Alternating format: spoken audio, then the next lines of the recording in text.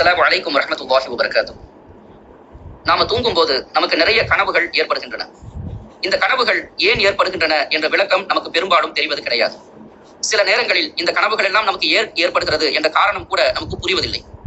சில கனவுகள் நம்மை ஆச்சரியப்படுத்துகின்றன, சில கனவுகள் நம்மை கவலைக்குள்ளாக்குகின்றன, சில கனவுகள் நம்மை சந்தோஷத்திற்கு கொண்டு செல்கின்றன. இப்படி பலவிதமாக கனவுகள் நமக்கு தோன்றுகிறது.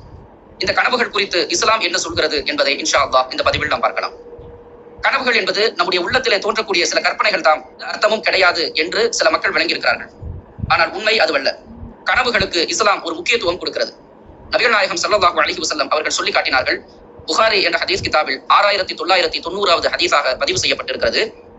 நுபுவத் முற்று பெற்றது, இனிமேல் நுபுவத் என்பது ஏற்படாது என்று நபிகள் நாயகம் ஸல்லல்லாஹு அலைஹி வஸல்லம் அவர்கள் சொல்லிவிட்டு அல் முபஷ்ஷிராத், நல்ல செய்திகள் ஏற்படும் என்று சொன்னார்கள். அப்ப சஹாபாக்கள் நபித்தோழர்கள் கேட்டாங்க, வமல் முபஷ்ஷிராத், நல்ல செய்திகள் தோன்றும் என்று சொன்னீங்களே, அது என்ன அப்படின்னு கேட்கும்போது அர்-ருயா அஸ்-ஸாலிஹா, நல்ல கனவுகள், அது மக்களுக்கு நல்ல செய்தி என்று நபிகள் நாயகம் ஸல்லல்லாஹு அலைஹி வஸல்லம் அவங்க சொல்லி காட்டினார்கள். இப்ப நமக்கு தோன்றக்கூடிய கனவுகள் என்பது அது வெறுமனே கற்பனைகள் என்று நாம் விட்டுவிட முடியாது. சில நேரங்களில் நமக்கு வரக்கூடிய கனவுகள் என்பது இறைவனால் நமக்கு வழங்கப்படக்கூடிய நல்ல செய்தி என்பது இந்த ஹதீஸ் நமக்கு சொல்லி காட்டுகிறது.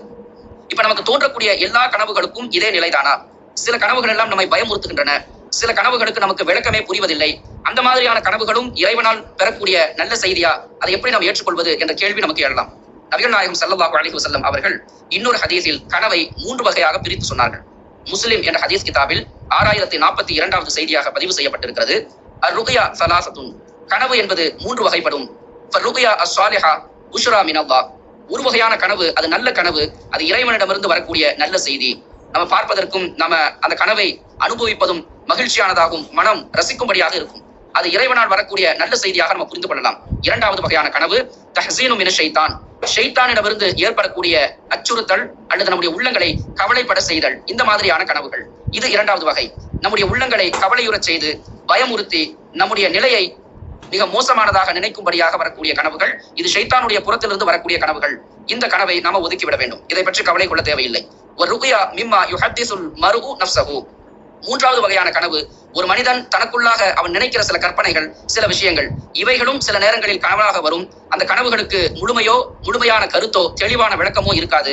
இது போன்ற கனவுகளையும் நாம் ஏற்றுக்கொள்ள வேண்டிய அவசியம் கிடையாது, அதை கண்டுகொள்ள வேண்டிய அவசியம் கிடையாது. இதை சொல்லிவிட்டு நபிகள் நாயகம் ஸல்லல்லாஹு அலைஹி வஸல்லம் அவர்கள் கனவை நாம் எப்படி எடுத்துக்கொள்ள வேண்டும், எந்த கனவுகளை எடுத்துக்கொள்ள கூடாது என்பதற்கு அழகான ஒருவரை விளக்கம் சொன்னார்கள். ஃபஇன் ரஆ அஹதுகும் மா யக்ரஹு, ஒருவர் தான் வெறுக்கக்கூடிய ஒன்றை கனவில் கண்டால் ஃபல்யகும் ஃபல்யுஸல்லி வலா யுஹத்திஸ் பிஹா அன்னாஸ், அவர் எழுந்து தன் இறைவனை தொழட்டும், அல்லாஹ்விடத்திலே தொழுது அல்லாஹ்விடத்திலே அதற்காக துஆ செய்யட்டும், அதை மக்களிடத்திலே அந்த கனவை பற்றி பேச வேண்டாம் என்று நபிகள் நாயகம் ஸல்லல்லாஹு அலைஹி வஸல்லம் அவர்கள் சொல்லி காட்டினார்கள். எனவே கனவினுடைய விளக்கத்தை புரிந்து அந்த கனவினுடைய விளக்கத்தில் நம்முடைய வாழ்க்கைக்கு தேவையான செய்திகள் என்ன என்பதை உணர்ந்து நம்முடைய வாழ்க்கையில் அதன்படியான நல்ல காரியங்களை அமைத்துக் கொள்வதற்கு அல்லாஹ் தௌஃபீக் செய்வானாக.